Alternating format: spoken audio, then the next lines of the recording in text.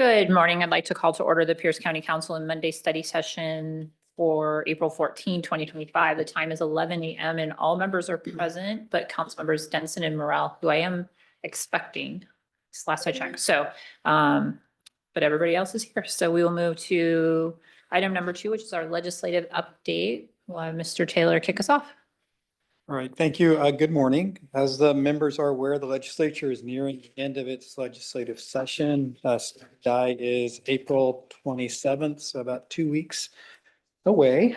I think you're all aware that activity is currently focused heavily on the budget, which I think Mr. Shaw is going to speak a little bit to today.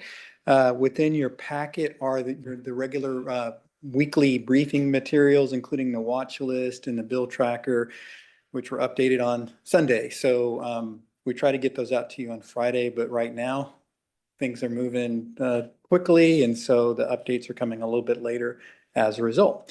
So Mr. Shaw is prepared, I believe, to give you a snapshot for the week and kind of the state of the legislature. So with that, I'll turn things over to Mr. Shaw. Thank you. Council, it is week 14 of the 15 weeks regular session. For the next 3 days, they'll be doing floor action. And then on Wednesday at 5 o'clock is the opposite chamber cutoff. So that's when the Senate must finish voting on House bills and vice versa. There is one hearing set up that I think is interesting. On Friday, the Finance Committee is holding an executive session, a committee on 2049. That's the House bill that raises the property tax cap from 1% to 3%. I think that's kind of interesting. Shows where we are in the budget negotiations. Now, last week, I don't want to rush over because we had some good news last week. We had, of course, I believe last week, the county ferry bill was signed by the governor. 5655 was voted out of the legislature, so that's on the way to the governor. And House Bill 1650, the Reed to Airport bill, also out of the legislature and off to the governor. So our substantive policy bills are out of danger. They're on their way to the governor. A couple of other interesting things happened at the end of, on the 8th of last week was fiscal committee cutoff. And there was one bill that we've talked about a bunch.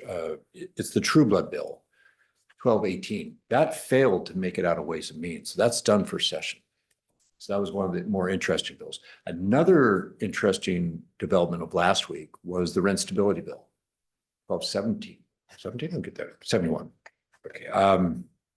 That passed out of the Senate, but it was amended substantially. The cap before was 7%. There was a floor amendment to increase it to 10%. And there were 2 other amendments. Now, talking to the stakeholders right after that vote, I'm not sure what the House will do with that, whether they accept the amendments, whether they will ask for a conference committee, or just ask the House to recede. And that's kind of what we'll be doing after Wednesday.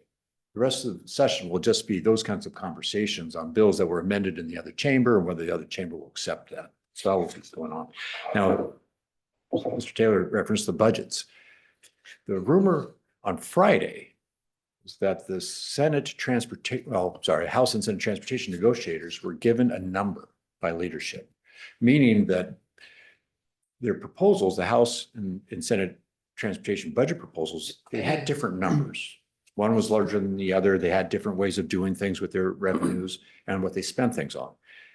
And they started negotiating, but they could only kind of negotiate around the edges. So on Friday, supposedly they were told by leadership, no, this is the number and you'll negotiate to that number. You'll build your box and what you decide to put in that box is what you're going to negotiate on, but this is the size of the box.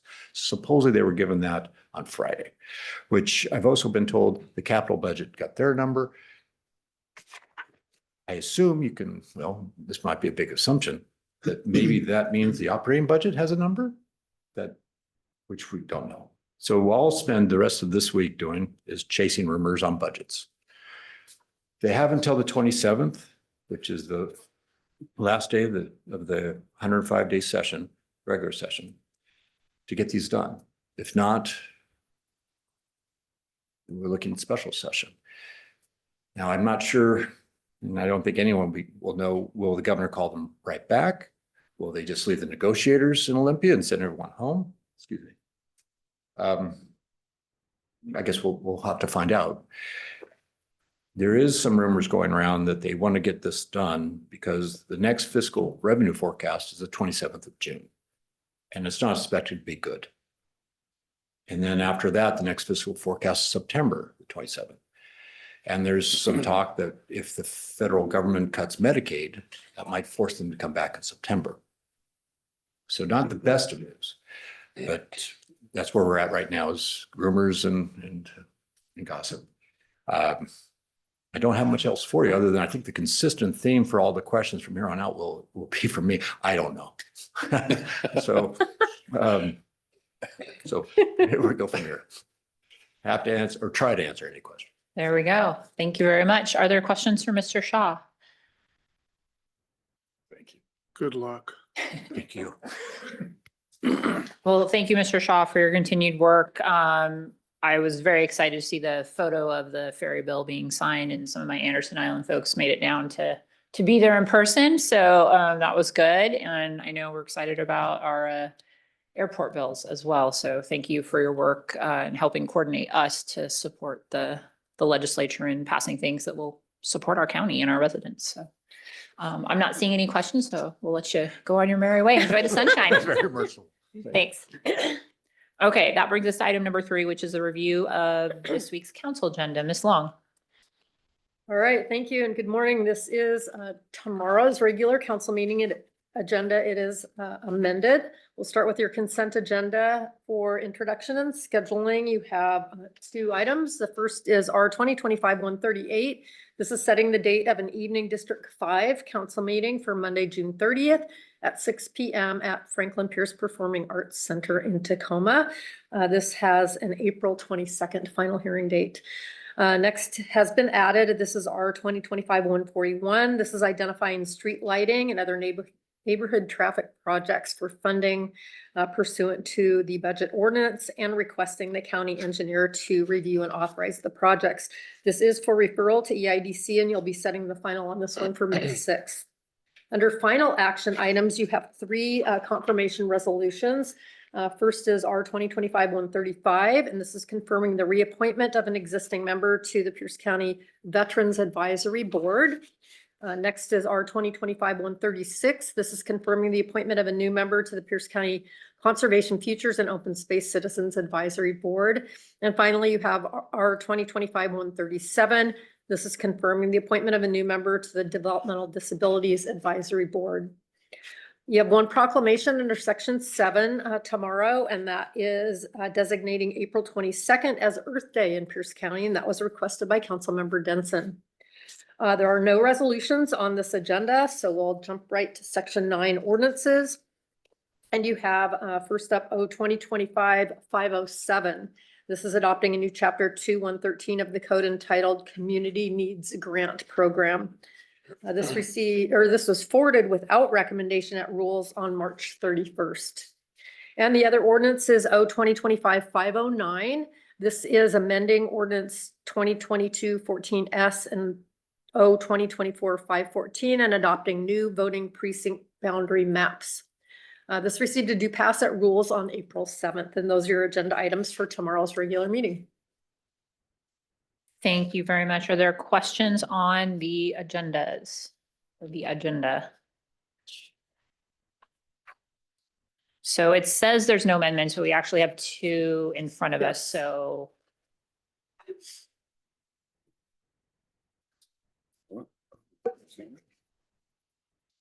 Thank you, Chair Hitchin, Paul Wilkie, council staff. Yeah, you do have in hard copy in front of you 2 amendments to amendment or ordinance 2025-507, the Community Needs Grant Program.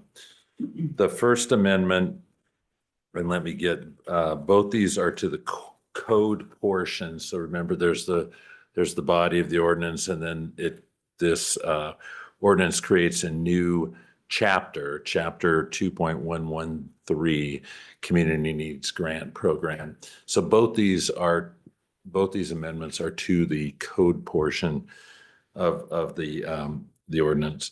So the first amendment is to, on the first page of the code in paragraph D, subparagraph B, that now reads, the council may appropriate up to $2,625,000 in expenditures for the Community Needs Grant Program, in addition to any amount the executive does not propose to expend. So, and then this changes it to each council member may propose up to $375,000 in expenditures for the Community Needs Grant Program. The total council appropriation is not to exceed $2,625,000. Additionally, each council member may propose an expenditure in the amount of a pro rata share of any amount the executive's portion as defined in A of this subsection that the executive does not propose to spend. And that is from Councilmember Morrell. Are there questions on this particular amendment or comments? Councilmember Morrell. Thank you. I think this is a straightforward amendment that embeds within the new code section that there's an understanding that whatever amount is up to the 375 will be divided up equally among the 7 districts. And if the executive decides not to spend his 375, then that will be allocated out accordingly, divided 7 ways, is my understanding of that. So pretty straightforward, pretty easy, but since we're creating a new chapter, we might as well get a understanding of how that community grants funding will be allocated. Thank you. Thank you for the comments or clarification. Are there any questions for the maker of this amendment or to Mr. Boki? Councilmember Ayala. Thank you, Chair. Without having this in front of me, I'm curious, we do have a pro rata share if the executive does not spend. Is there anything that allows us to tackle this if the council member does not spend? Not as it's written. Thank you. Thank you for that. Any other questions on this amendment? Okay, we'll go to the second one. Mr. Boki. Thank you, Chair Hitchin. The second amendment, so there's a paragraph F at the bottom of page 1 of Exhibit A, which is the code, the proposed code portion. And it says it's titled use of funds. It's actually use of fund, and so we've changed it to use of funds. And then expenditures for the Community Needs Grant Program shall be used by eligible entities to accomplish a public purpose authorized by law. And then it eliminates the paragraphs A through I on page 2. So it just shortens it down significantly and just says eligible entities to accomplish a public purpose authorized by law. And that's from Councilmember Herrera. Okay, we'll go to Councilmember Herrera first. Thank you.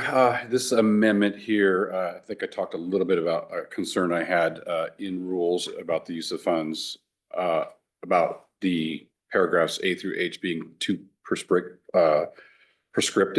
And it leaves out some possible things that we might want to do, like senior centers or the arts, taking out the prescriptive language and then replacing it with more broader language, I think is more inclusive.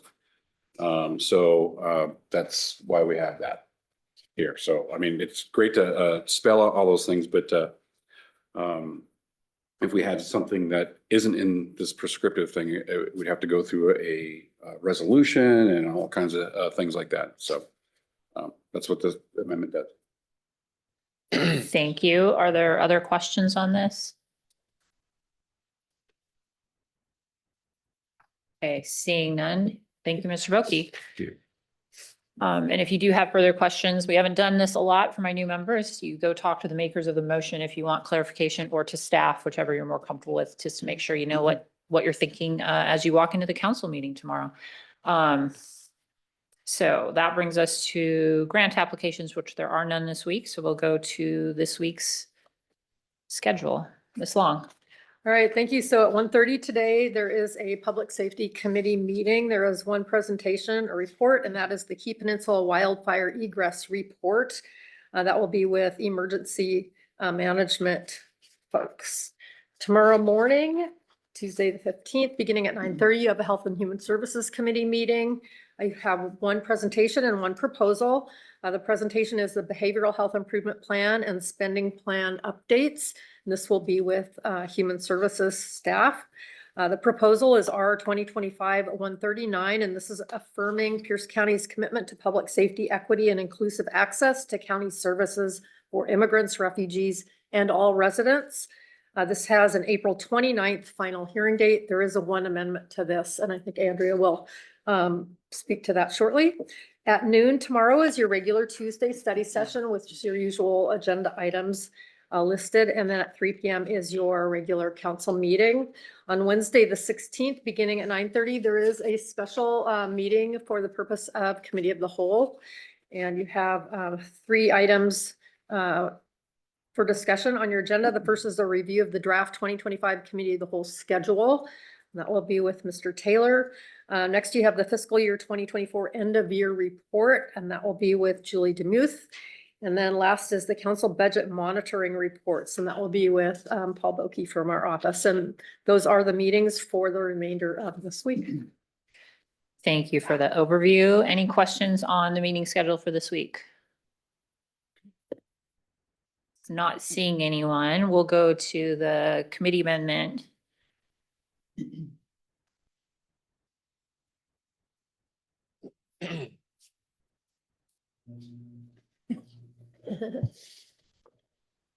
Thank you, Chair Hitchin, Andrea Kelly, council staff.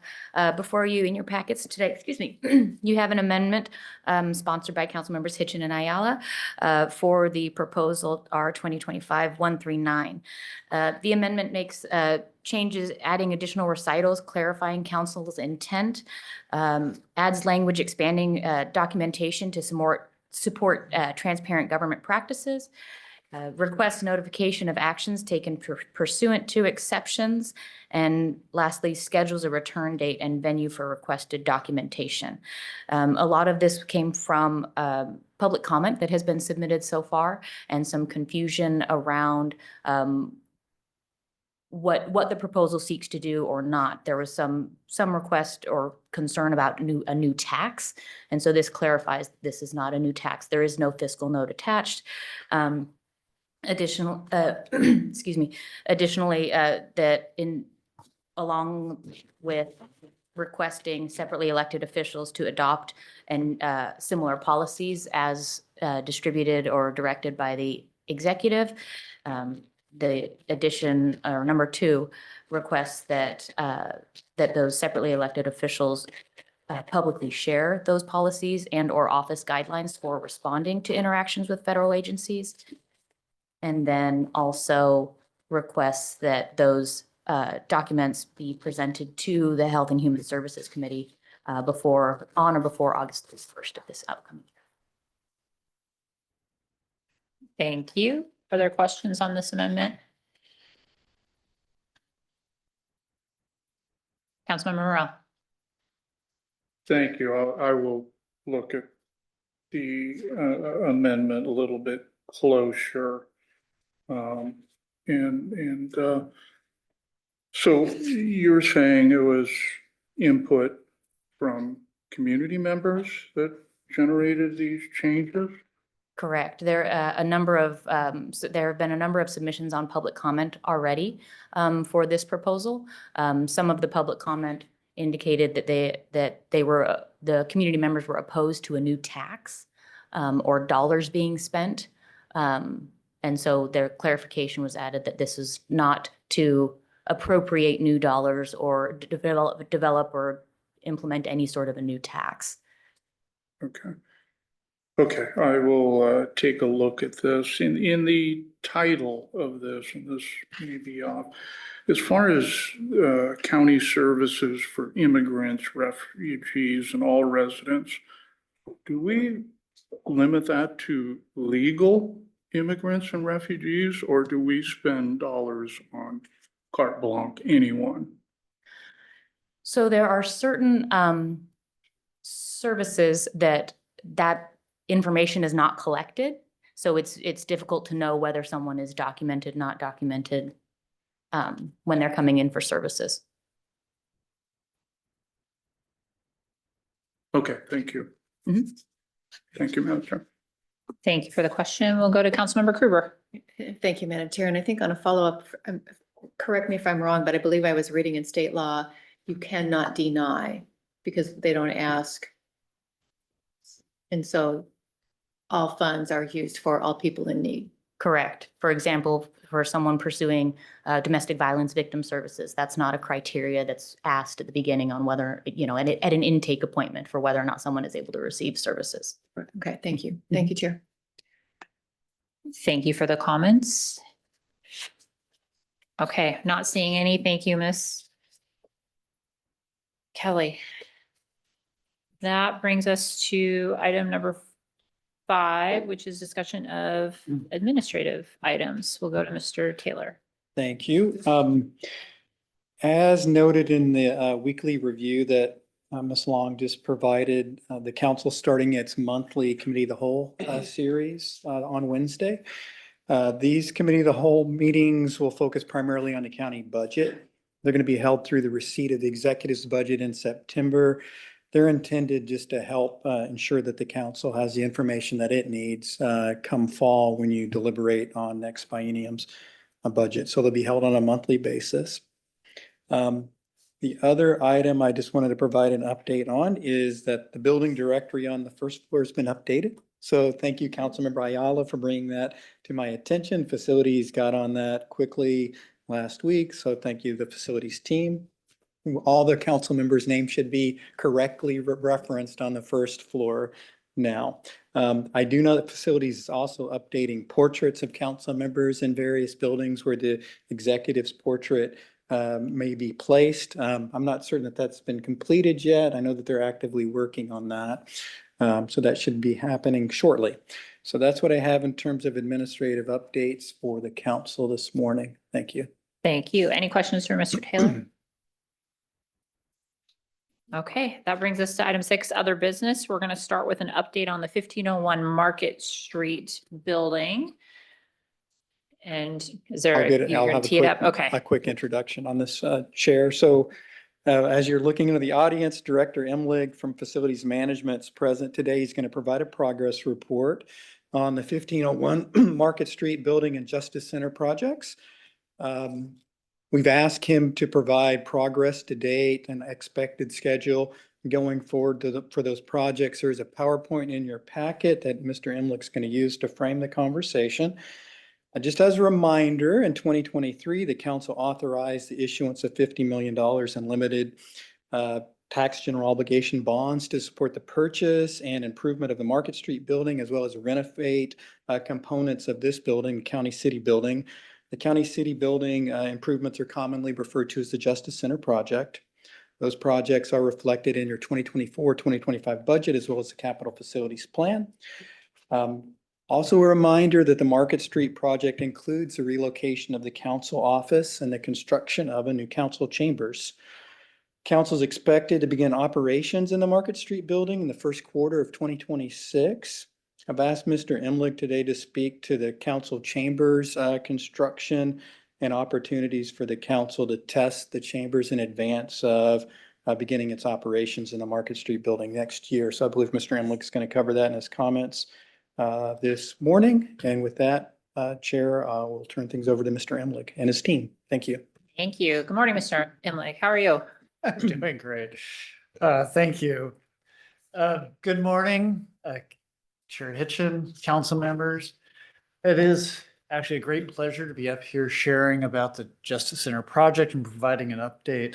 My name is Carl Emlig, Director of Facilities Management. I also have with me Deborah Anderson, our Construction Division Manager, and also Aaron Anderson, our Construction Project Manager. Of course, this is not everyone who's helping on the project. There's a lot of people, but we'll dive into that. Next slide, please. To do that, I'll go through a high-level agenda here. Our stakeholders, project team, really providing a background of how we got to this point, and then our progress to date. So our scope, progress of both the city, the CCB, 1501 Market, or overall schedule, and even including budget. So hopefully we can capture the entire breadth of what's going on around here. Next slide, please. So stakeholders and project team. This is a very large, complex project. It's a compilation of probably 5 or 6 years worth of work, probably even before that, to get to this place, to do our first phase of the Justice Center and actually moving this vision forward. Next slide. So some of the primary stakeholders, I know that we've been working with all the judicial services team, the various offices, council office, the other departments, to really come up with what is the vision, how to move this vision forward, and figure out what everyone needs and wants in this next project that we've undertook. And all the while, of course, looking at the past, which was how do we gain space in this building? So freeing up the CCB to focus as a justice center and moving the other non-judicial services out, which of course moved us to the purchase of the 1501 Market and kind of set this project in motion. Next slide. So, and if I'm going too fast, sometimes I get a little excited and I can slow down if need be. We've already had 2 large contractors on site. We started with our early demo contractor, who is J.A. Morris. We've also, and I think some of you have met with KMB Architects as we looked at programming out the new spaces at 1501 for council.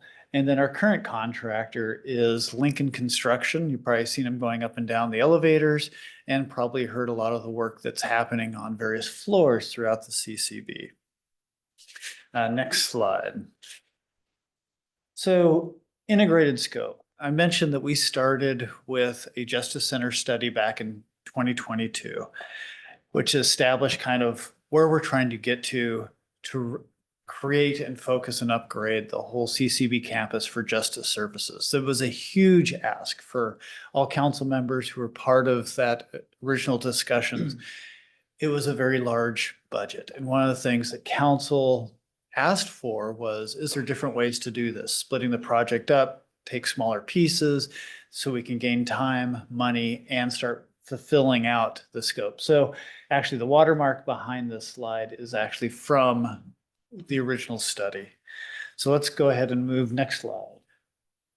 So the first pieces that we're looking at is, this is the integrated scope for the CCB. It is taking a look at what can we achieve within the budget and the time frame we had for the bonds that Mr. Taylor shared out. Primary work's happening on the 1st, 7th, and 9th floors in this building. We are going to be getting 5 new courtrooms, a bunch of attorney-client meeting rooms, which we did not have in this building, gender-neutral restrooms, lactation room for public, and of course, also a lot of other work happening for this project, courtroom door security enhancements. And this is just kind of a high level of what's happening at each of the buildings. So let's go to the next slide. 1501, part of the biggest change here is the first floor of 1501 Market will be the public access place. So we are building a brand new chambers. You'll see the pictures of progress to date on where we're at. It'll also have human services counters for the public to come on in. And then also our finance treasury for paying bills, dropping off property taxes will also be on the first floor. The remaining floors are being remodeled for the various departments and offices that are moving into each one of those various floors. Next. So one of the other things that you'll probably see around this campus is that there's a lot of other work going on that is we are working concurrently with a bunch of different projects. These are addition to the Justice Center project, but I just wanted to give a heads up that we are replacing a generator so we can have continuous power. We're actually replacing the elevators because I know that each one of you have probably seen that some of these elevators need to be modernized and repaired because they seem to be dropping in service quite often. So we're working on that. And all of this, of course, is being coordinated with the Justice Center project as we're moving forward. We're replacing lighting for one of the grants that we received to LED in the tower portion of this building. And also, I know I went to actually go get a drink, and the drinking fountain is currently not working here on the 10th floor, but we are actually replacing all of them with water bottle filling stations and drinking fountains at the same time. Also doing various studies, such as looking at the study for the CCB, excuse me, exterior siding, and also, and that's where, I don't know, on the first floor entrance, you'll see some squares that were cut out. And we're just actually looking at the quality of the siding and what are the issues with that to see if we need to be moving that project forward quicker. So that kind of is a high level of what we're trying to accomplish of moving this Justice Center project forward. But now what I'd like to do is turn it over to Aaron Anderson, the construction project manager, to kind of go through the update to date to get into a lot more detail. So I will turn it over to Aaron.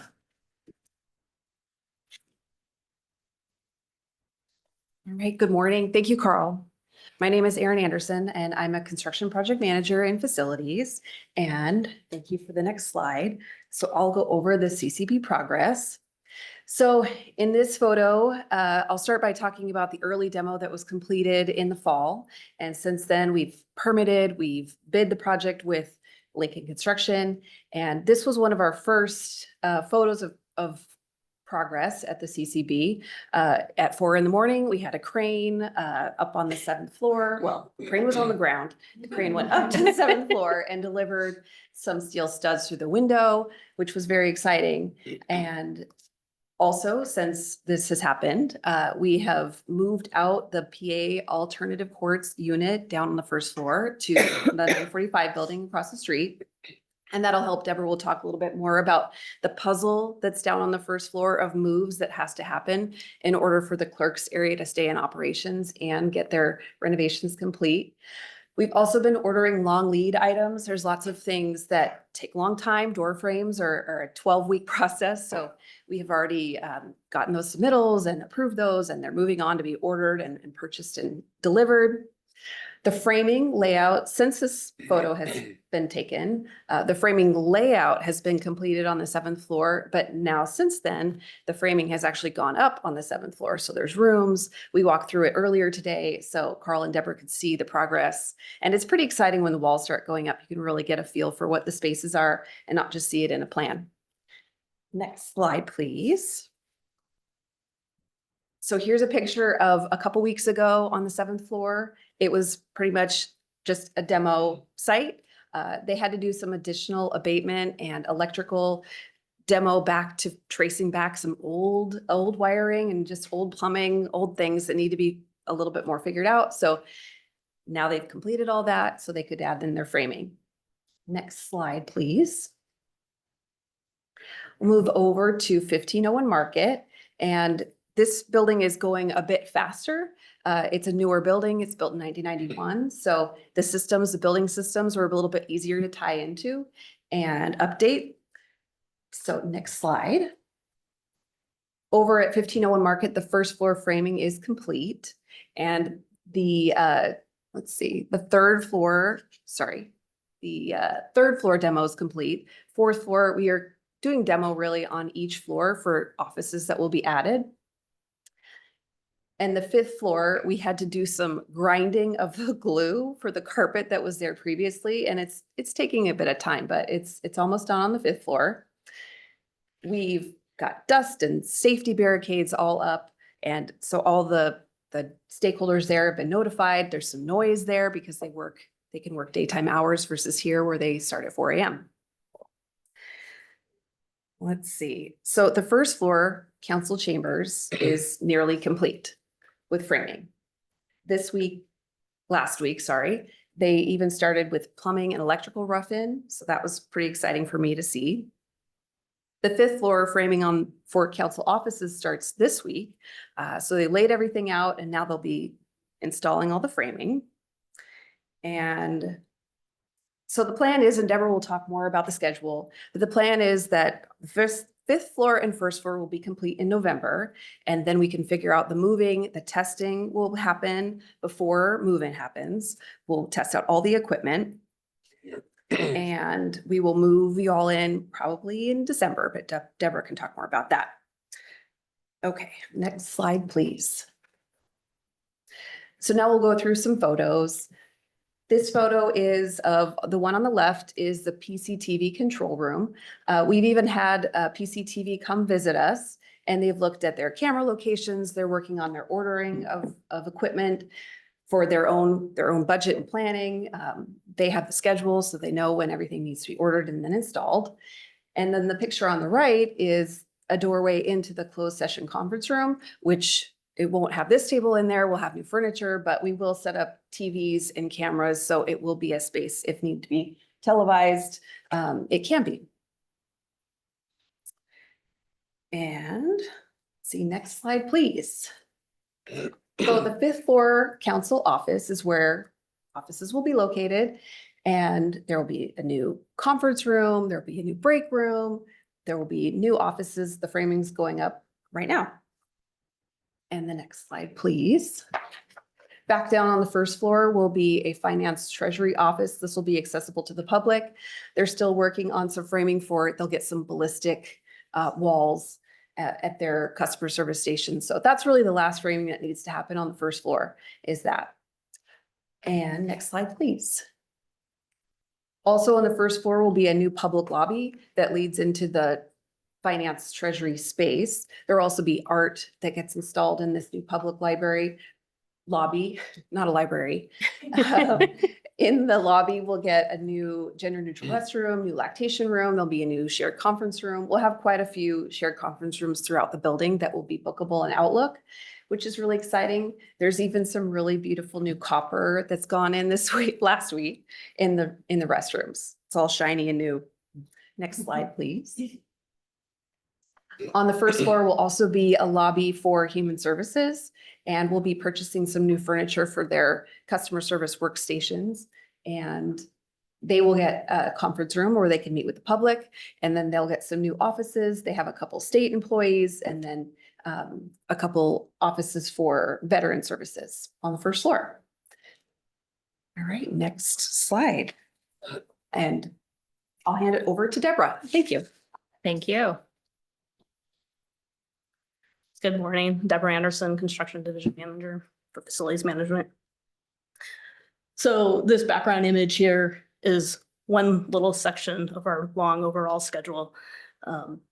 And you can see that there's a lot of interconnections and the red indicates the critical path. That's what's dictating the overall length of the schedule. So we are really working everything we can do to keep on that current schedule. We currently are on schedule with the project.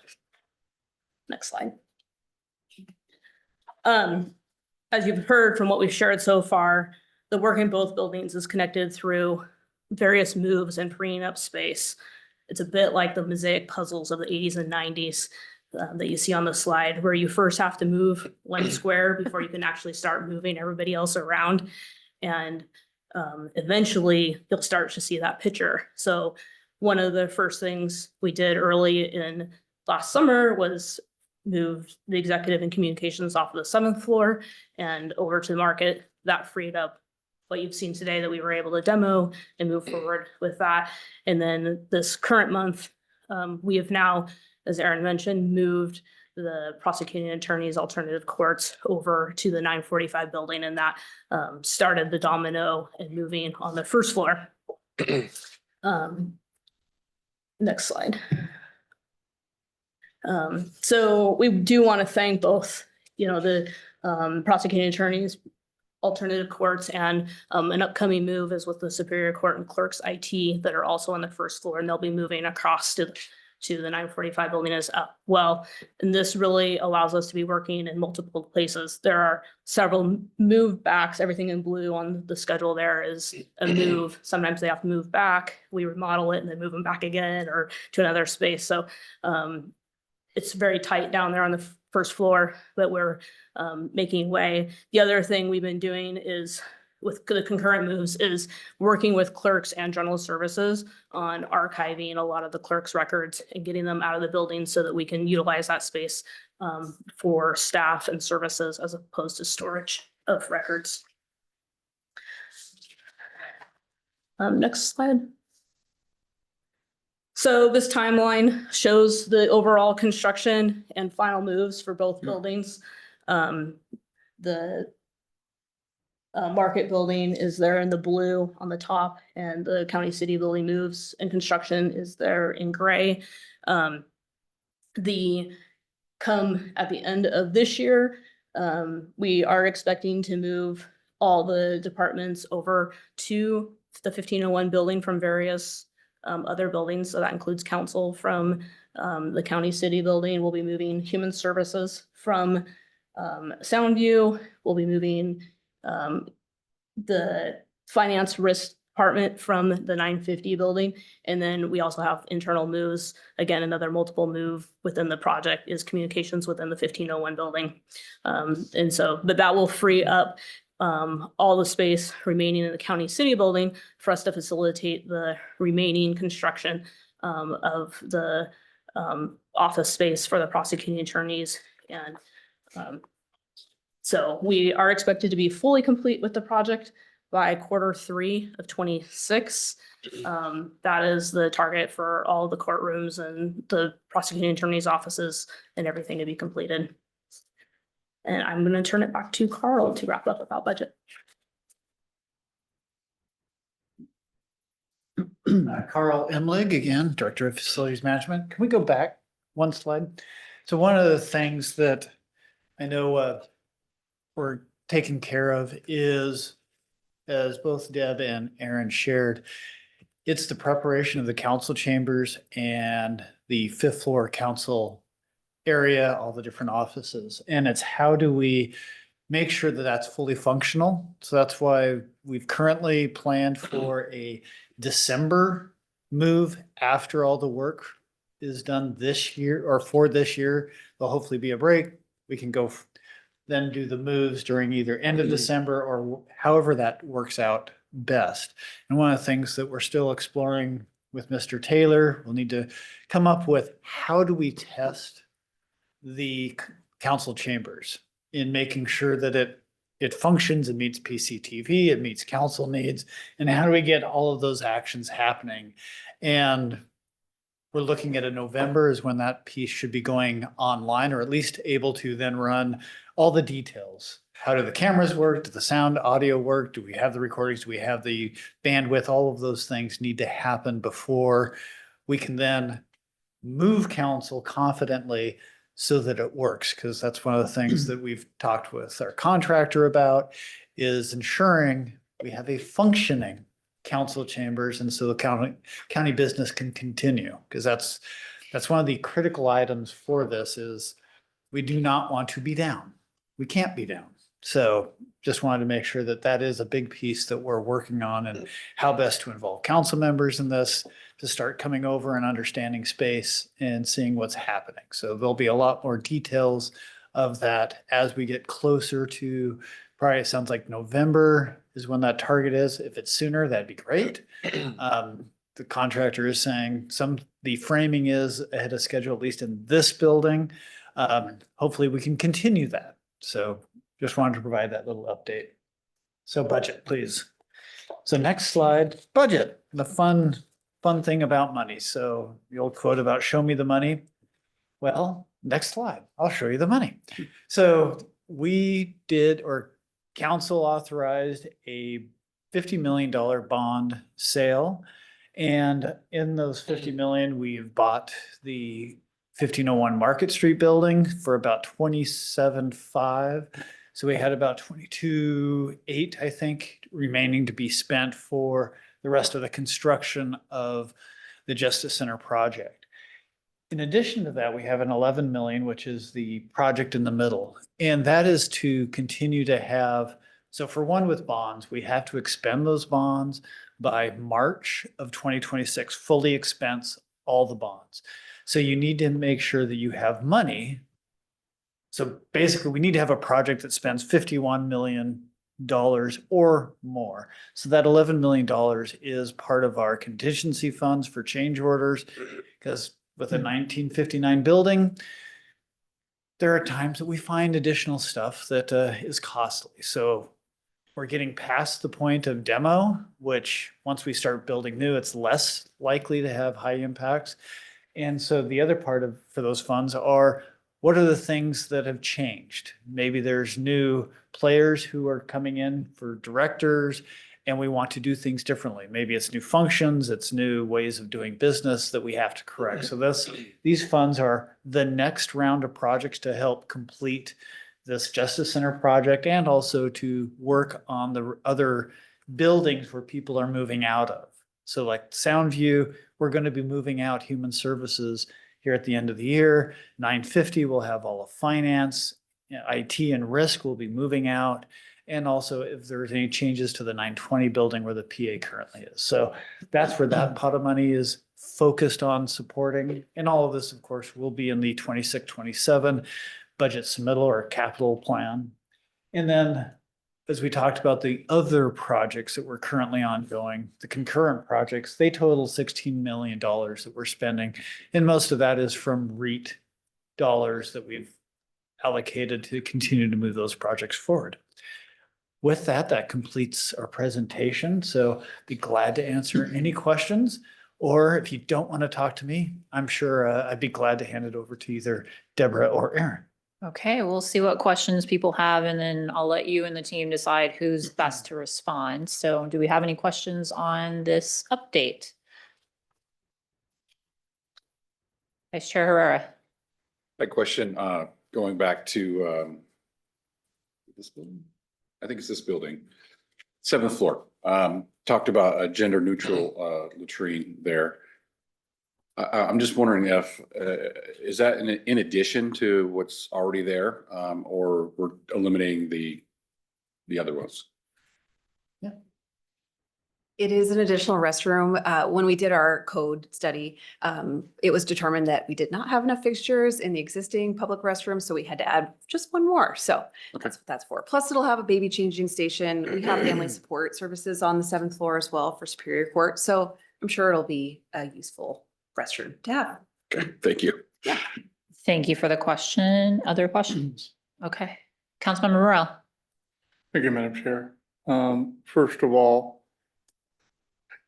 anyone can move forward with this. It's just, I appreciate the depth and work that have gone into this process. It's not easy when you're dealing with a vintage building that you have no idea what's going on. I agree, the 1501's a little more straightforward on that.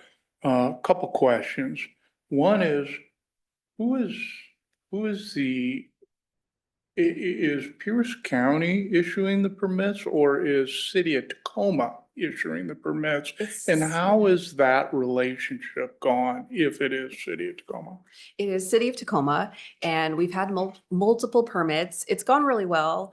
Certainly it takes its time, and we have had lots of them.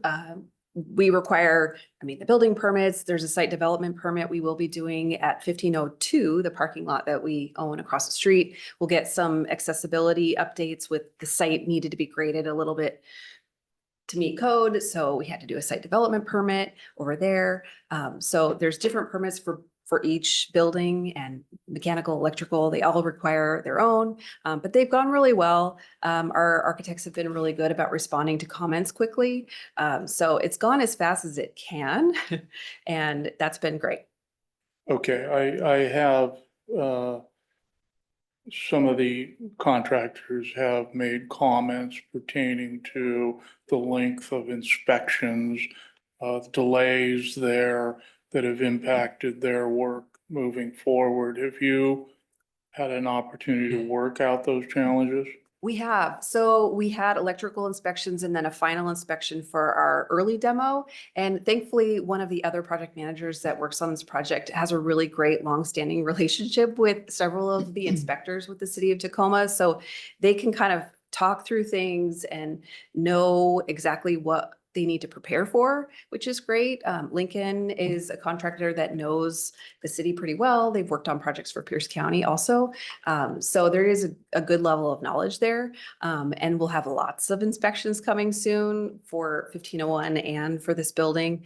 And hopefully they just all go great. And we have some specials, right? We're just gonna hope for the best and we'll do what we can and address any issues that they have. Okay, thank you. The other question is more logistic, is you've moved some of the departments into the 1501 building.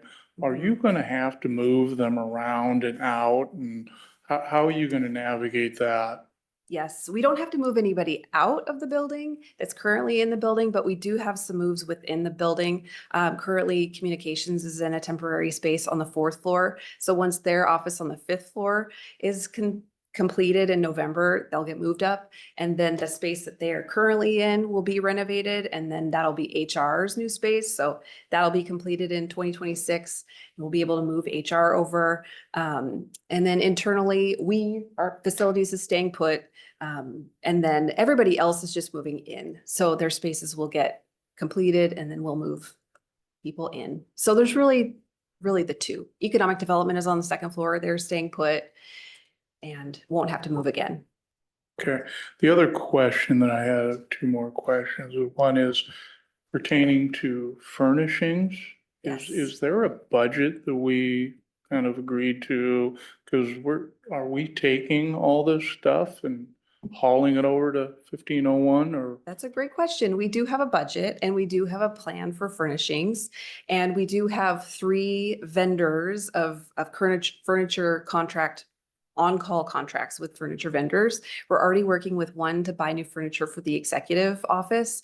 And we haven't decided yet which one we'll be working with for council will get new furniture.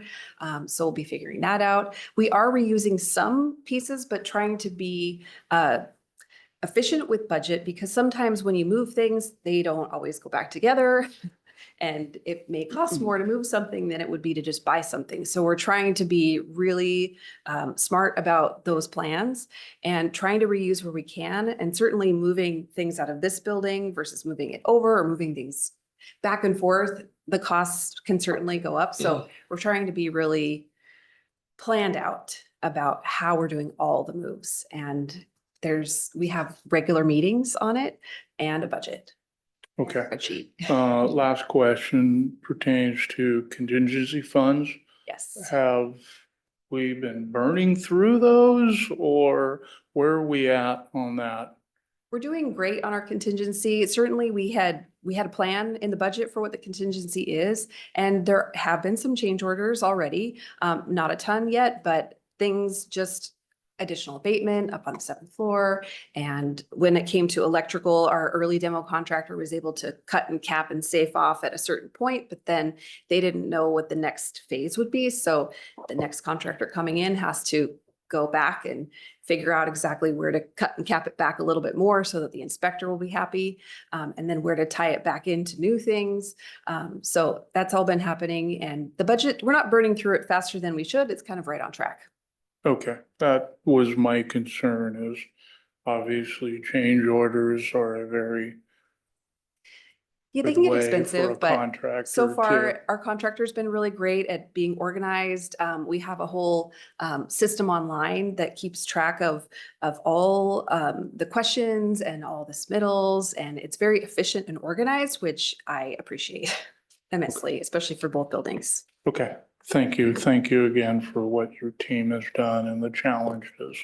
So we'll look forward to how things develop. Thank you, Madam Chair. Thank you for the question. We're going to go to Councilmember Yombe. Thank you, Madam Chair. So facilities people, keep in mind that I'm fairly new, so I wasn't around for some of those discussions earlier on.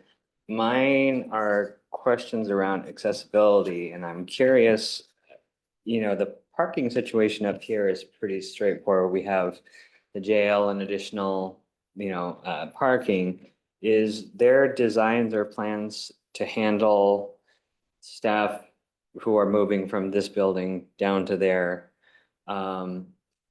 That's one question. The second is that, so I have family who have some accessibility issues, but they like to go to public meetings. So we were just talking about it and I'm wondering, are there, discussions on how people who, let's say, have disabilities or elderly who try to access the human services offices or like come to a council meeting? I know that, up here it's fairly straightforward, but down there, I know that, Commerce Street, the incline sometimes going to and from facilities is at an incline, and that can be difficult, especially for those who have trouble with mobility.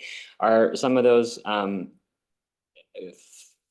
things going to be, I don't know if there's, bus route conversations or anything that we can be having with Pierce Transit or like stakeholders and partners, but are there any those things that I'm bringing up being considered and worked on as we go? Sure. Yes, accessibility is extremely important for the building. Part of why we chose the first floor at 1501 Market is because it is the most easily accessible for the public. There will be some parking spaces. There's 2 floors of parking, garage parking, that do have some accessible spaces for staff, but that's for staff. And there's an elevator. On the first floor, though, we are doing some regrading. There is accessible parking at 1502, that's across the street. And the grading is just too steep for what code allows. So we're gonna regrade that. We're gonna do some sidewalk work too, leading up to the building to make it, there's some concrete that's kind of heaving. So we'll correct that. So it'll be a nice, good, smooth access to the front. And then the veteran space is right off of the first floor lobby, which is pretty close. And then the finance treasury side is a little bit farther down the lobby. We are planning on putting some seating if people need to take a break when they're walking or whatever they need to do. So that's our plan, and hopefully it serves as many people as it can, but I know it's hard. All right, well, I'll keep thinking those issues up, but I appreciate it. Thanks. Yeah. Signage too. I forgot to talk about signage. Wayfinding, that's another one we're trying to do. Wayfinding, we're putting some equipment, some here on the first and second floor here for wayfinding to help people figure out how to get around a little easier, and at the first floor of 1501 Market. Signage, of course, we're updating throughout the whole building with Braille, and everything will meet code. So hopefully that will also serve many people's needs. Yes, thanks. Thank you for the questions. Any other questions from any of my colleagues? So I have 2. Is Human Services completely leaving the Soundview building? Is that what I'm remembering, or was it being divided? Yes, Human Services is leaving Soundview. The only group that we're still trying to figure out is the WSU Extension. So right now they are staying, but Human Services will be completely out. Okay, and then a second group is, we have a lot of prosecuting attorneys, staff moving and opening up. We have some prosecuting attorneys at a building on Fawcett, if I'm remembering correctly. Are they staying there, or are they coming into the CCB? They're staying there. So yeah, they have the 920 building. They're staying there. We're having more space. I think they may have some folks coming out of the 920 because they're pretty packed in there, coming into this building once it's done. So, but yeah, it'll still be, the prosecuting attorneys will be there. Okay, perfect. And then to your point, Councilmember Morrell, Mr. Taylor and I had started talking about furniture and just that process. So we'll kind of think about what that looks like. One of the questions was, do we all want the same exact furniture? Do we want a menu? Do we want to choose? Is there anybody that's like, there's a historical context behind a piece of furniture in your office that you really want to keep? Or if it's not, you want to keep it, you want to take the history with you, things like that. But we don't know because we haven't talked to you about it. So it is something to think about. And then as far as the move, we have been really consistent that we are not moving during budget. We're also not going to be spending a lot of staff time thinking about it. So at that moment when they may start being ready for us to move, which could happen during budget, we're going to pause because our job is the budget.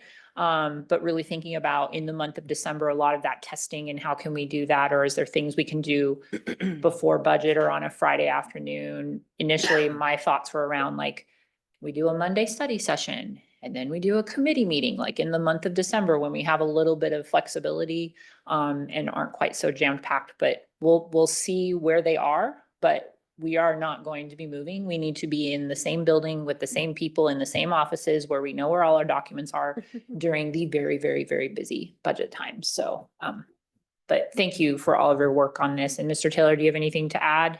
I have nothing further. Okay. Madam Chair. Any further questions? Doing a great job. Thank you very much. Looking forward to the move. Okay. So that brings us to item B, which is, we're gonna circle back around on OPMA real quick, just to remind us, especially as we start going into some of our in-district meetings. I know there's a couple times we've been invited to be in the same places at the same time. So we're just gonna refresh our memories around this, so we're all on the same page. Ms. Long. All right, thank you. So I know you've all received the OPMA training, but I'm going to do it again, a little quicker probably than what you've received, just to set the stage. And then I have some scenarios for you, and that's the council participation portion. So we'll get to those because that's where the real questions arise often. So the basic mandate, as you know, of the OPMA is that all meetings of the governing body of a public agency shall be open and public, and all persons shall be permitted to attend any meeting of the governing body of a public agency except as otherwise provided, for example, executive sessions. So for our purposes today, the council and your standing, and if you have a select committee, those are all subject to OPMA. So the first question is, what is a meeting? The statute provides that a meeting means a meeting. That's a little redundant, but that's what it says, where action is taken. Now, action isn't just final action. Like final action would be a vote on something or a consensus about something, but action is really broad. So keep that in mind when you're thinking about, is this a meeting or not? So it means the transaction of official business by a governing body. It can be receiving public testimony. It can be deliberations. It can be discussion, consideration, review, evaluation, and final actions. So since a governing body can only transact business when a quorum is present, it is conducting a meeting subject to the OPMA whenever a majority of members, that could be of the full body or a committee, gather with the collective intent to transact the governing body's business. So this comes from a case. And it can include just discussing a matter having to do with agency business or council business or committee business. So when things come to the courts, what they look at a lot now is they'll look at the scenario, what happened or who was there, what was going on, and then was there a collective intent to meet? So we'll come back to that. So it doesn't matter what you call it. It could be a council meeting, committee meeting, you can call it a workshop, a study session, whatever. That is really irrelevant. It's like what was happening. That's what a court will look like if somebody's alleging a violation. So with all that said, the statute does say that a governing body can meet socially and can travel together and not be in violation of the OPMA so long as you're not discussing county business or otherwise taking action.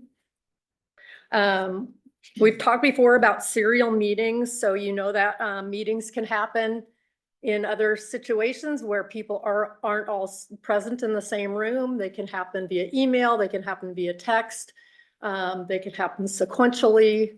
And so again, it kind of comes back to, was there a collective intent to meet, to discuss county business or vote on something? But it is not an illegal serial meeting. If one member sends a communication out to the rest, just here's the facts, here's, you know, where I'm going to be tomorrow, for example. So passive receipt of information does not necessarily make a meeting. So that's one reason why it's really important. If you're sending something out just to inform the rest of the body or a committee to say, you know, don't reply back to all. So you can send something out to everybody if you need to. Let's see. So the OPMA does encourage, when we're talking about hybrid and remote meetings, OPMA encourages local governments to offer members of the public the option of attending meetings in person or remotely. I think we do a really good job of that.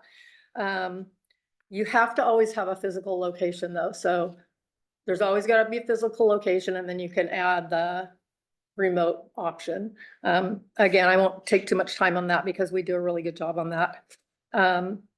So the procedures for meetings, of course, they have to be open, physical location. There have to be minutes, and our clerks are really good about that. You see them on your agendas all the time for approval. You can't require people to sign in, to provide their address or other conditions of attendance to attend. If, you know, if they want to put their name on a sign-in sheet to receive information and updates, that's one thing. But for them to attend, just walk in the room and attend, you can't provide or require any conditions.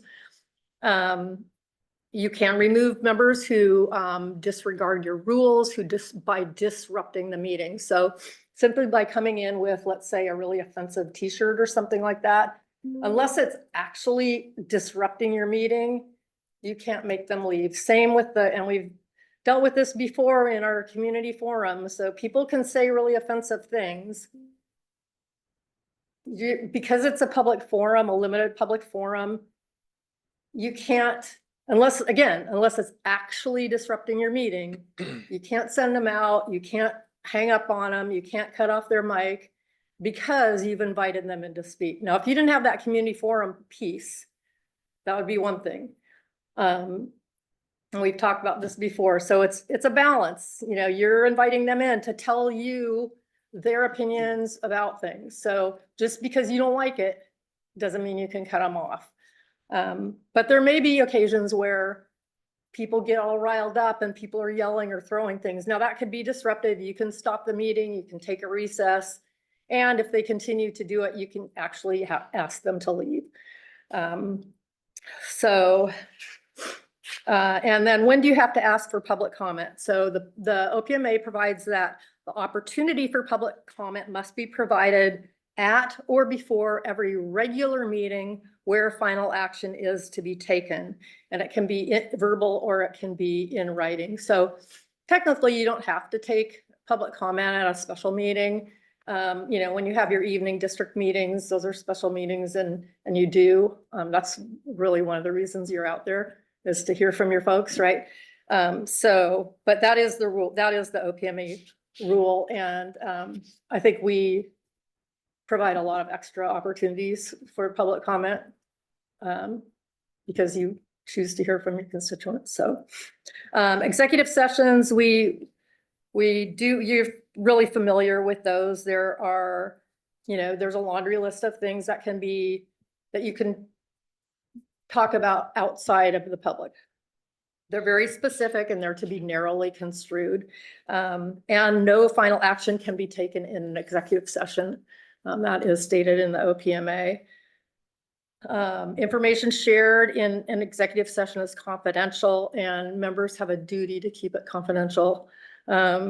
Disclosure of confidential information from an executive session does violate state law, by which prohibits disclosure of confidential information.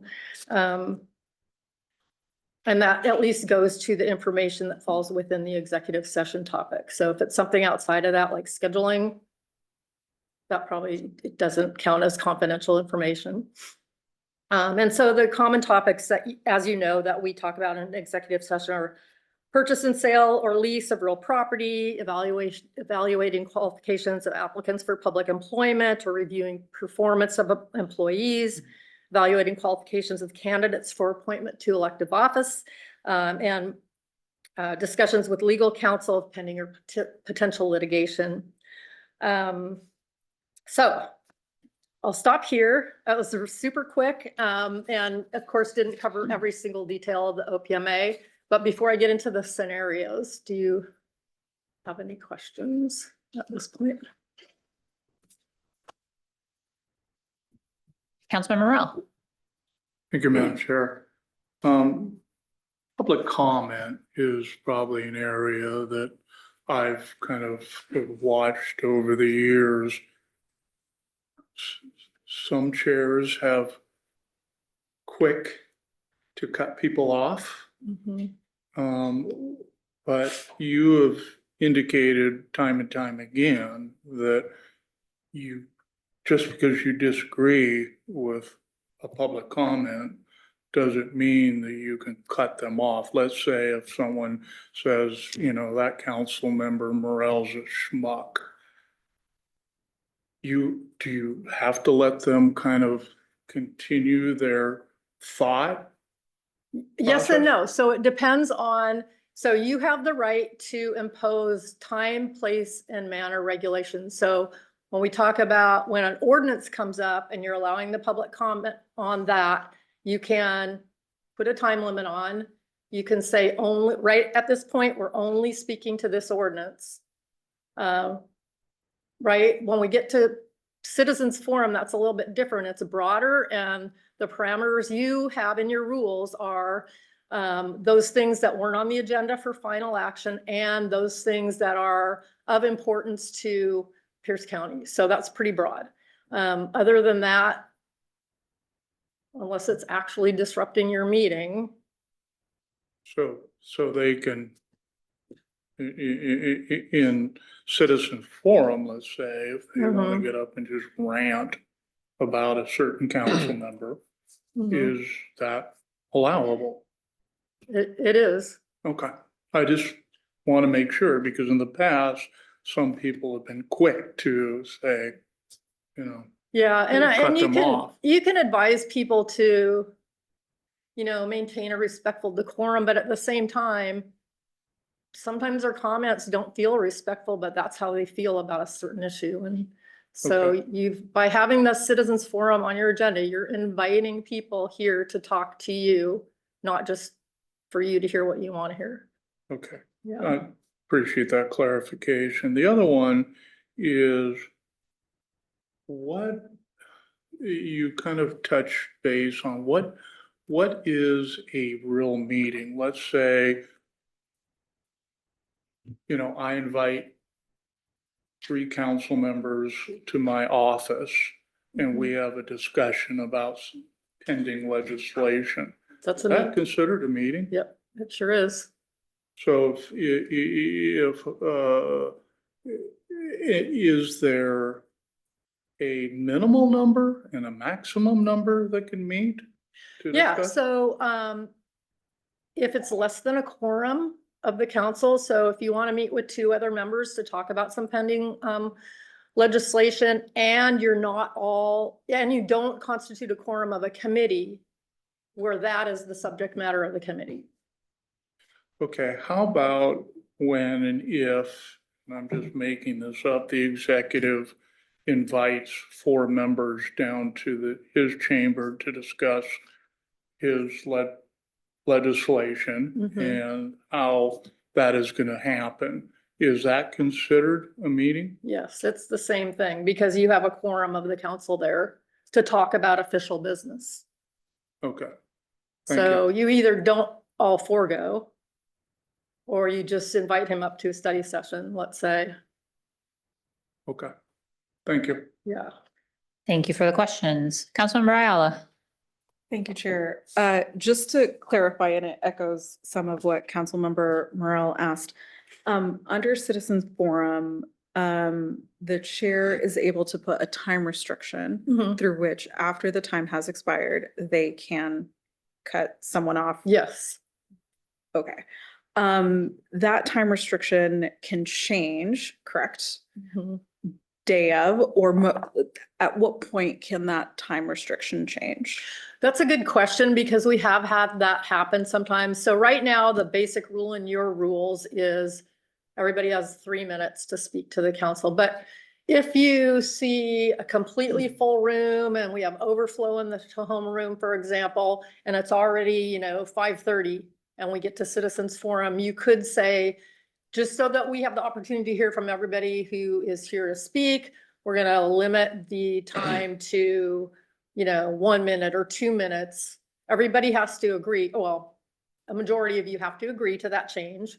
And it has to be uniform for everybody. You can't give the first, 10 people 3 minutes and then realize, oh God, we don't have that much time. We're cutting everybody off. So it has to be the same for everybody. And that can be decided up until like right before that agenda item.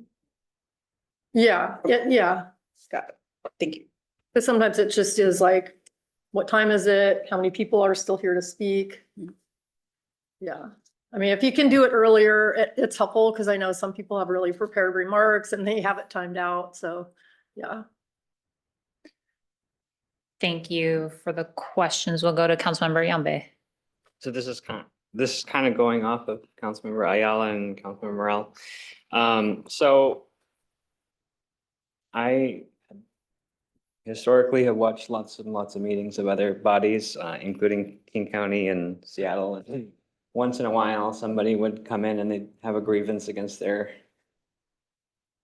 soon-to-be divorced person, or let's say somebody who wronged them and they go off kind of for a while, including things that are borderline that you're wondering, okay, is it libelous? Is it, is it free forum completely? If there's like I don't know, if you throw in like some swear words are fine usually, generally, but let's say if it was getting like increasingly hostile or something.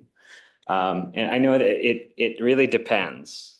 Yeah, You the line, of course, is not real clear, but if it's, again, the rule is if it's actually disrupting your meeting. So if, the chair could make a call or just take a pause, even to say, we're going to take a pause, and one thing you can reflect back on is even under community forum, you're still limited in the topic to something that's relevant to or important to Pierce County. So if they're talking about their neighbor's tree falling on your fence, unless it's an issue with Public Works or something like that, you could kind of try to redirect the speaker a little bit to the topic at hand. And sometimes that is helpful for them. And we've seen that happen. They'll kind of readjust their topics. Yeah. Thank you. Okay, Ms. Long, I think we're ready for Okay. participation. I have a couple scenarios. I think I might skip one of these, but, okay. So 4 members of the council are carpooling together to an in-district meeting. Is that okay? Yes. Yes. Yes. Prior to the in-district meeting, 6 members gather with staff for a pre-meeting dinner. Is there a problem? So long as business is not discussed. Yes, yes. So you can gather socially. But if you're talking about the meeting and the legislation on the agenda, that would be a meeting and that would be illegal. So they can eat, they just can't talk about the meeting. Yeah, you could talk about anything else but official business. All right, so following the conclusion of the in-district meeting, 3 members go out for a beer to brainstorm why their proposal that they all sponsor had failed and to plan their next steps. Yes. Is that okay? So You said 3? three would be, Got it. Which if three? any of them were a quorum of any of the standing committees, and that's where the legislation came from, you'd be out of compliance. Yes, But that's not a quorum of the council right. with 3.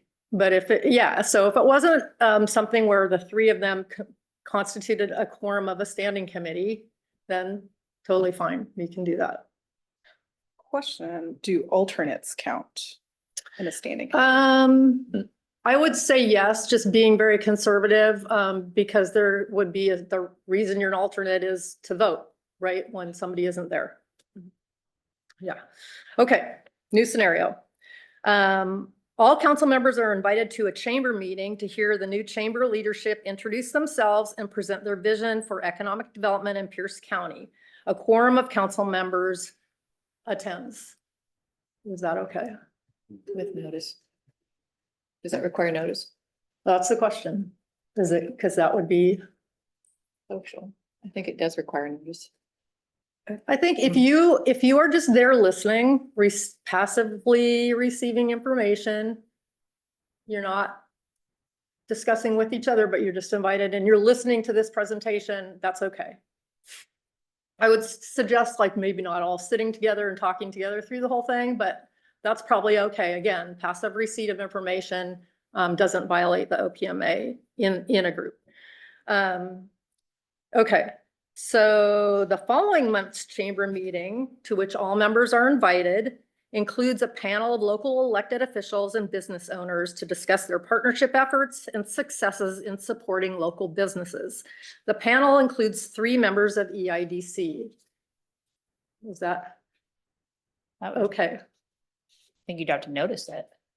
Yeah, you'd have to notice it as a special meeting of EIDC. Or if other members were there too. But yeah, especially a panel, because there's back and forth, there's discussion, maybe debate. Definitely that would constitute a meeting. Question. Yeah. If that meeting is published by the chamber that is holding it and that there will be council members there, would that count as a formal notice? We would still have to do our own notice on that. Yeah. Yeah. Okay, following that chamber meeting is a catered dinner, which all members attend. Is that okay? So long as business is not discussed. Right, because that could be totally social. I mean, or not, but I would say it's social. Maybe don't all sit at the same table. Yeah. Okay. This is a new one. Public Works staff invites all council members to attend a tour of the county's new sewage treatment facility. 6 members accept the invitation. Is that a meeting? If it's passive Yeah. receipt. No, because you're with Public Works and you're going to be talking about the county's sewage treatment facility. And we approved their budget, so. Yeah. So I would say, yeah, that's a meeting. You'd have to either not go as 6 members, you could split it 3 and 3, as long as 3 aren't on EIDC, or you just notice it as a special meeting if there's a location for that. If there's a situation in which that's the invitation and there's just 2 tour groups, is We- that what you're talking about? Yeah, Okay. and we've done that before. The caution there is then don't all gather afterwards and talk about it because then you have a meeting for sure. Yeah. And if there are things that you want to follow up with, do a debrief on the tour, do it in your committee. You know, that's the way to deal with that. With notice, and then public is allowed to attend and listen to the discussion. Because it's all about the public, right? To let them hear what you as elected officials are doing for them. All right, Parks and Recreation invites all members to tour several county parks. They will provide a large van for council members and staff and will be describing the facilities and answering council member questions during the drive. Is that a meeting? Yes. During the drive, yes. Special notes. Yeah, we'd have to do that as a special meeting for purposes of a tour. And frankly, it would be, because there's not like a physical location, that's problematic. Because the public, how would they attend? So probably what you'd have to do is you'd have to have the tour, you can travel together in the bus, go to a park, let that be the physical location for the public if they want to attend and listen to the discussion. And then if you get on and go to another park, have it kind of a sequential physical location for members of the public so they can hear the discussion. Because otherwise they can't participate or even attend. Okay, I'll do a final one. Oh no, this is still on the same topic. Okay, Public Safety Committee makes arrangements with corrections for committee members to tour the jail. The clerk prepares and posts a special meeting notice as required by the OPMA. Is that okay? I think the paperwork is okay. I think we get into trouble because the public wouldn't be able to access the Yeah, jail. so- exactly. So that's a question you have to ask too. Is the venue that you're planning one that will allow the public to attend? So that's really important. Even if you do the notice, they have to be able to attend. Yeah. Does the physical location of this have to be the location of the tour? No, that's a great question, because if there was a way to, like if it was on Facebook or something, so that the members of the public, let's say we put the chambers, and then there was some way to capture the discussion and the tour as the members were Like driving live around cast? or go, yeah, then if we can show the whole thing without gaps or, you know, then that is okay. Yeah, Okay. yeah, so. I'll Councilmember just- Morel has oh, a go ahead. question. Do Okay. you wanna wait till after the last scenario? Yeah. Okay. Okay. Okay, here's my last one. So a member of the Rules Committee posts on their personal Facebook page that they are looking forward to interviewing the executive's appointee for the position of Director of the Finance Department and plans wholeheartedly to support their confirmation. Another member of the Rules Committee reacts with a heart emoji. That actually happened. Is that? Wait, did that really happen here? No, I don't know. I made it up, but it could happen. I'm It thinking probably back does through my happen. Facebook. Like, Could easily happen. so, Yeah. I So I was don't like, what follow if it- y'all like on if it were two Facebook as people much from as I the can. Rules Committee, that would be a meeting. yeah, exactly. Mhm. Yeah, so it's tricky, and with all those little heart emojis and things, you know, that's a question. I don't think it's gone to a court yet, but is that voting, right? Or is it, you know, Like a vote. is expressing support, and that's the quorum of a committee. So just be careful. That's the caution. I will say, based on the WASAC training from last December, they explicitly told us not to react to any social Oh, okay, media. okay. Yeah. Yeah. So, all right, I try to whip through that, but, some of those scenarios do make you think about, some of those aspects of the act and, Yep. but ask questions. If something comes up and you're not sure, just ask. Yeah, I know there's a couple times where I've just been like, I think this is a meeting, and go ask Susan and just kind of talk it through, and then either change who's invited or notice it. Yeah. Councilmember Morel. Thank you, Madam Chair. The question that I have pertains to not the council business, but the flood control district business. Is since we're all supervisors on that, we're putting together a field trip to tour all the sites here pretty soon.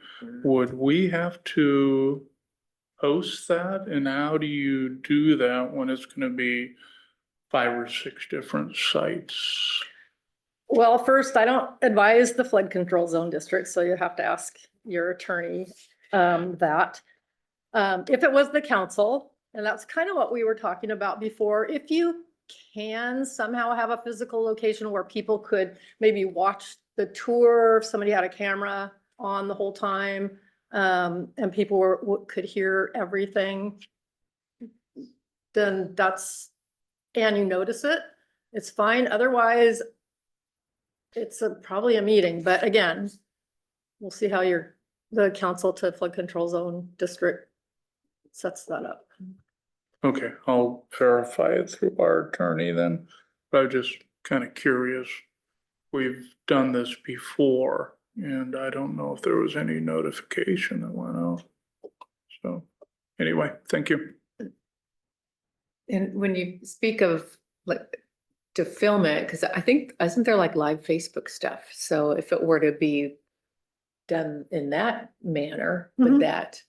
That would probably be okay if you also noticed it with a physical location, so members of the public could come to the physical location, watch it, or otherwise have access to it. Yeah, so Through- somebody's there with their phone, Uh-huh. capturing.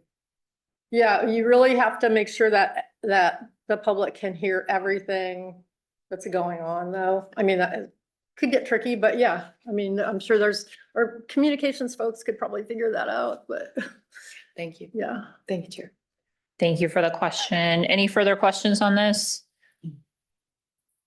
I'm just a big fan of check and verify. Think about where you are when you're out with colleagues. I know that occasionally I get invited to go tour facilities and then they'll send it to multiple council members. And I'm always like, okay, who's on the list? Who RSVP'd? Are we a quorum of like Health and Human Services or Public Safety? And just kind of think about it. So it's just one more thing to worry about when we try to just do the good work, everybody. But nobody wants to get sued. So I appreciate that we take this seriously and work hard.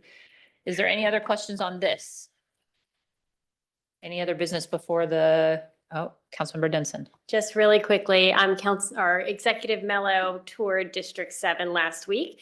We have some leftover smoked salmon and Nicole has put that out for us to enjoy. Okay. It's good. Anything else? Okay, we are adjourned.